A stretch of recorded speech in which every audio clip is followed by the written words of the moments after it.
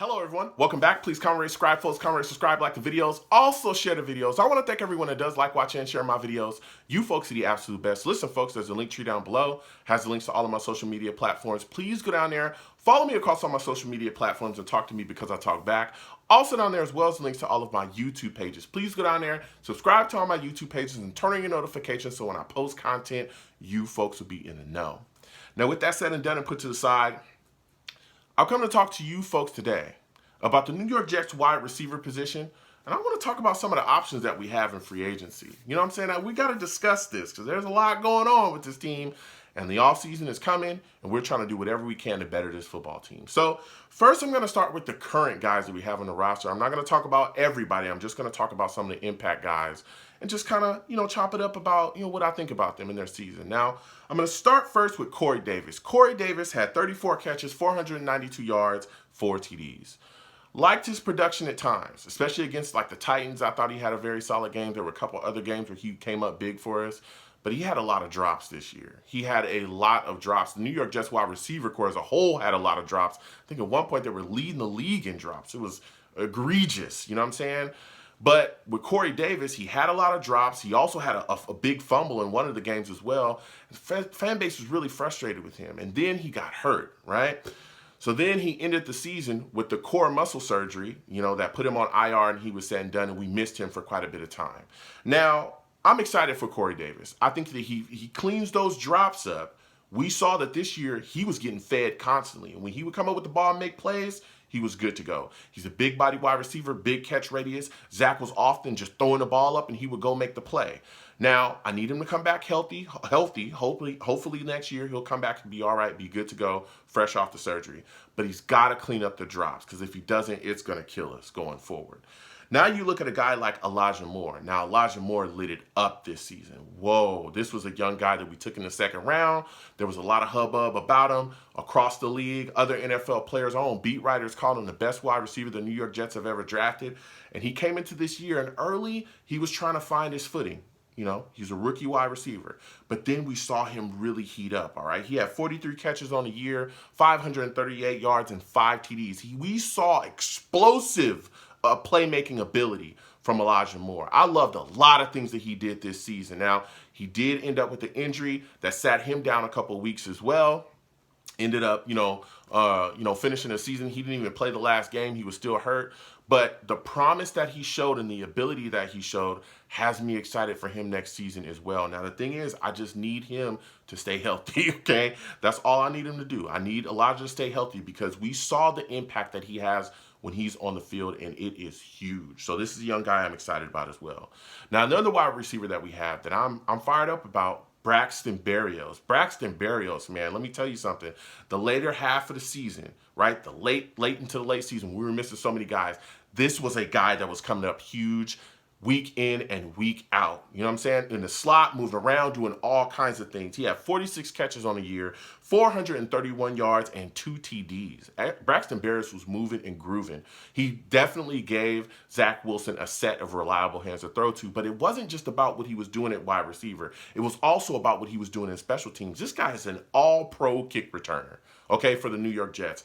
Now, that's huge because we've had issues finding quality kick returners for years since we let go Roberts. McCagnon did that years ago, and we haven't recovered from it. Here's a guy that put together a solid season as a kick returner. Again, he's an all-pro. Now, he is going into being a free agent this season. There has been talks. They've definitely kind of been, put out there. Rumors are swirling about, talks between him and the Jets to bring him back and keep him. Look, I'm all about it. If we have to give this guy maybe 6, 7, I'd think about $8 million a year to keep him, maybe a 2-year deal, $8 million per. I'm all about it. Do whatever we can to keep this guy because not only, again, is he good at wide receiver, but he's also a good kick returner. And he's a good team guy, too. We see him constantly going back and forth with guys. We saw him and Zach, talking on the sidelines and talking all in Jets media and stuff like that. He's a big team guy, so he's a guy that I'd like to keep around. Now, there's some question marks as well. Jamison Crowder this year missed some games. He's going into free agency. He's a guy I'd like to bring back, But if the Jets let him walk, I understand he got the guy that restructured his contract as well. But I tell you what, Jamison is a quality slot guy. He can definitely put numbers together and make plays when his number is called. You also look at guys like Keelan Cole as well that made some big plays for us. He's walking into free agency. I'd like to see the Jets make him an offer and keep him too, because he's a solid wide receiver and he'll make plays, when his name is called as well. Now the bigger question mark is Denzel Mims. Let me tell you something. I love the kid. Loved him when we drafted him. I was shocked we got him in the second round. He showed ability his first year here, but then something happened with this coaching staff. Now, at first it was, they were saying, hey, we just need to find a space for him, within the offense. He'll be able to make some plays. That was the first. And then when he wasn't getting on the field, the fan base kind of erupted for him. And then the truth came out where, Robert Saleh basically said he needed him to know, all the wide receiver positions. Basically, he didn't know the playbook. That was kind of what they were hinting at, like, hey, you don't know the plays that you need to know. But the big deal was, it seems like all year, no matter how many wide receivers we were missing, Denzel Mims was not on the field. We were down, three wide receivers going into our last game.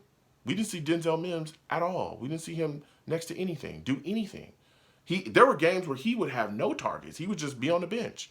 You know what I'm saying? And this is a guy with big athletic ability. So I don't know what's going on. I don't know if he still doesn't know the playbook, which would be insane after an entire year. But to me, the way that I feel, this does not bode well for him to be a New York Jet next year. It would not surprise me at all if they shipped him off somewhere and traded him or cut him or something, because he's not seeing the field at all, no matter what happens to the Jets on offense, no matter what injuries are here. So that's a big question mark going into the offseason, and I'm waiting to see what happens with Denzel. So when you look at the New York Jets options in free agency, something we can do to better this, offensive selection here at wide receiver, a lot of people say, hey, they're missing that number one guy. I think that Corey Davis can fill in as that guy, but a lot of people are saying, hey, we need that other punch. We need that other big wide receiver. And there's some names out there. I mean, this is all speculative again because the offseason is coming, free agency is coming, cuts haven't been made, but there's a lot of talk for the New York Jets, possibly trading for Calvin Ridley. I think Calvin Ridley is a great wide receiver, very explosive, a lot of athletic ability. But there's some things going on up here with him. There's even question marks about him playing. There's a lot of questions of if he even wants to play football next year. I'm sorry, but to me, there's no way I'm trading for somebody that doesn't know if they want to play football or not. I'm not giving you any kind of capital, especially when there's a lot of talk that he, is worth a second rounder. That's what a lot of the teams are, looking to give up for him.